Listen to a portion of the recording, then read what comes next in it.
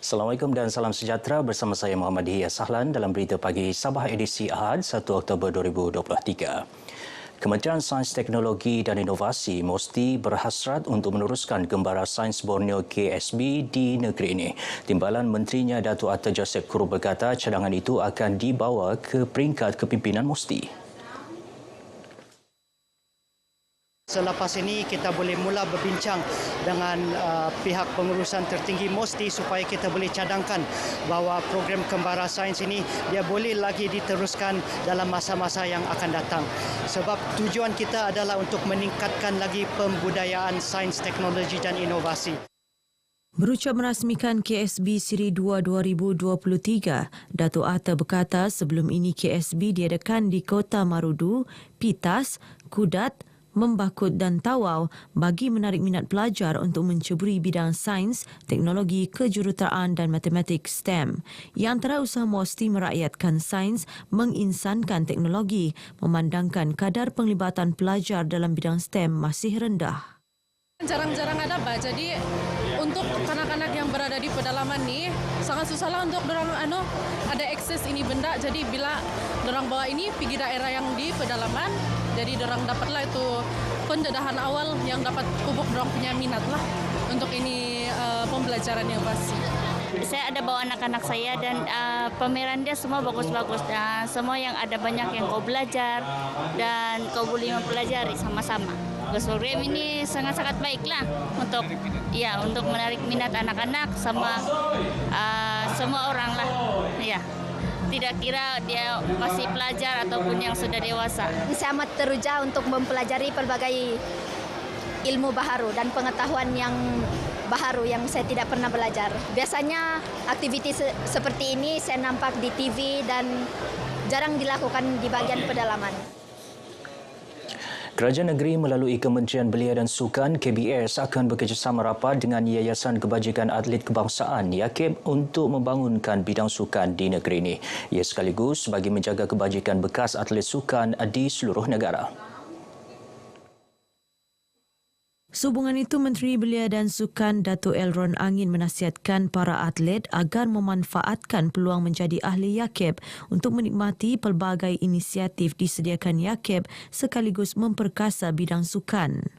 Jadi bagi pihak kerajaan negeri, Kementerian Belia dan Sukan akan sering berkolaborasi, bekerja rapat dengan YAKEB dan mudah-mudahan kita juga boleh menyumbang beberapa kemudahan yang ada kepada atlet kita untuk akan datang. Jenis bandang kita ada 12 skim.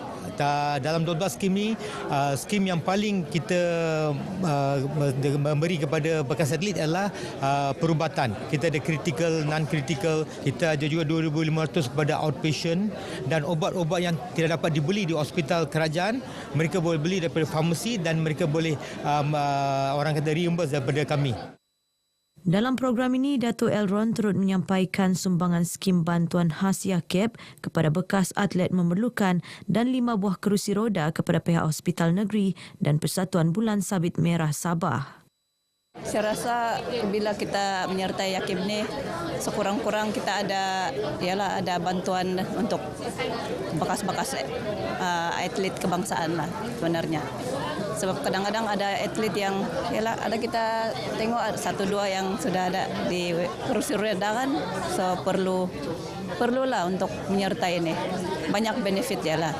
Bagi saya, atlet ini memang banyak kebaikan dia.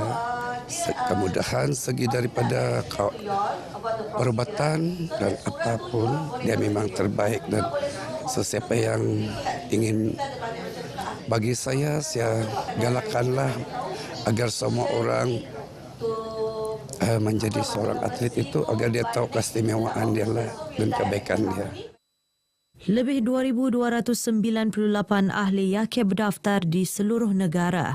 Program Turun Padang YAKEB akan turut dilaksana di Melaka, Sarawak, Terengganu, Selangor dan Pulau Pinang bermula Oktober hingga Disember 2023 sebagai sokongan dan keprihatinan kepada kebajikan atlet dan bekas atlet seluruh negara. Kementerian Pelancongan, Kebudayaan dan Alam Sekitar KEPKAS dicadang bekerjasama dengan Persatuan Seni Silat Cekak Pusaka Ustaz Hanafi Sabah untuk menyemarakkan silat dalam seni budaya dan warisan. Ia sekaligus memartabatkan seni silat menerusi seminar dan pembentangan melibatkan tokoh-tokoh akademik dan tokoh persilatan di seluruh negara. Ke arah itu, Festival Seni Silat Antarabangsa Sabah SISF 2023 akan diadakan pada 13 hingga 15 Oktober ini di Dewan Seri Putatan. Menteri Pelancongan, Kebudayaan dan Alam Sekitar Datuk Christina Liew optimis penganjuran SISF dapat memperkukuh perpaduan masyarakat sekaligus melestarikan seni silat sebagai warisan negara yang perlu dipelihara dan dilindungi. Beliau berucap demikian ketika merasmikan pra-pelancaran SISF 2023. Teks ucapan dibacakan Setiausaha Tetapnya Datuk Surveyor Muhammad Yusri Abdullah. KEPKAS memberi sokongan penuh dengan memberi sedikit dana pada tahun ini. Semoga dengan terlaksananya festival pada tahun ini, kita akan dapat merancang festival yang lebih besar pada tahun hadapan. Kita ada 7 subprogram. Salah satunya adalah kita menjemput juara dunia Al-Jufri untuk berkongsi di dalam bengkel silat. Kemudian masa Panjis perasmian kita jadikan salah satu program putatan berselawat. Ketua Menteri Datuk Seri Panglima Haji J. Haji Noor dijangka merasmikan penutupan festival berkenaan. Program Semarak Eskom 2023 Kalapakan mampu mengukuhkan kesedaran menjaga keselamatan dan tahap patriotisme masyarakat di kawasan Zon Selamat Sabah Timur, Zon, khususnya di daerah Kalapakan. Komander Eastern Sabah Security Command Eskom DCP Vector Sanjos berkata, Kalapakan dipilih kerana terletak berhampiran sempadan negara. Semoga program ini kita dapat teruskan lagi di lain hari dengan semangat kejiranan yang begitu kuat demi menjaga keselamatan dan juga keupayaan kita bersama-sama menjaga kedaulatan dan keselamatan negeri Sabah ini. Mengadakan program ini pada hampir setiap bulan sehinggalah akhir tahun. Program berikutnya akan kita bincangkan dengan komander. Ada sudah tempatnya. Iya. Kita cadang untuk adakan di Tinagat, Batu Payung Tawau.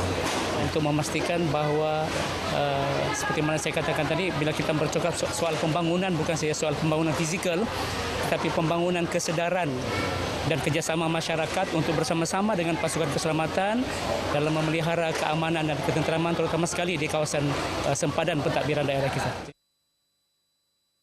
Pelbagai pengisian program antaranya Taklimat Keselamatan dan Majlis Dialog Bahagian Perisikan Eskom, Ceramah Kesedaran, demonstrasi unit anjing pengesan PDRM K9, demonstrasi ular APM, saringan kesihatan, pertandingan mewarna kanak-kanak serta pameran peralatan taktikal. Baik saudara, paparan itu tadi mengakhiri perkembangan berita pagi Sabah kali ini. Menyusul selepas ini berita pagi Sarawak.